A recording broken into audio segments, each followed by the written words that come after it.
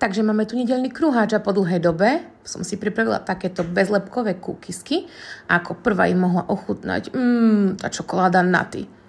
Myslím, že jej chutili, keďže už pýtala ďalší kus, takže jej posielam tento recept.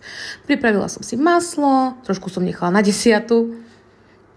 Do masla som pridala cukor, mix hnedého a kryštálového, 2 vajíčka, samozrejme pomocník robot, tento fantastický cake mix od Liany, ktorý už obsahuje kypridlo, bezlepkové ovsené vločky a ešte som to mixla, trošku soli, trošku čokoládových dropsov samozrejme. Pochutia si zajtra deti v škole? Tak cez to ide oddychnúť. No a ja teda idem šúľať tieto guličky.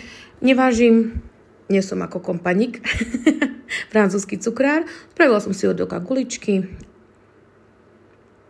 Myslím, že to je ľahký recept, zvládnu to mamičky, môžu takto pripraviť aj takúto fajnotku deťom do školy.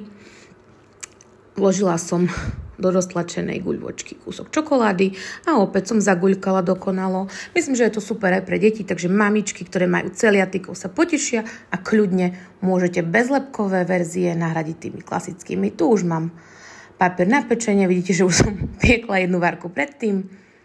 Z tohto množstva, ktoré je uvedené v popise, vyjde 20 guličiek.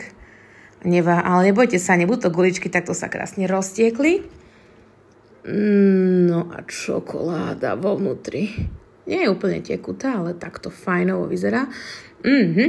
A sú fakt vynikajúce. Takže zajtra moje deti v škole budú mať, myslím, že sladkú odmenu po dlhom dní.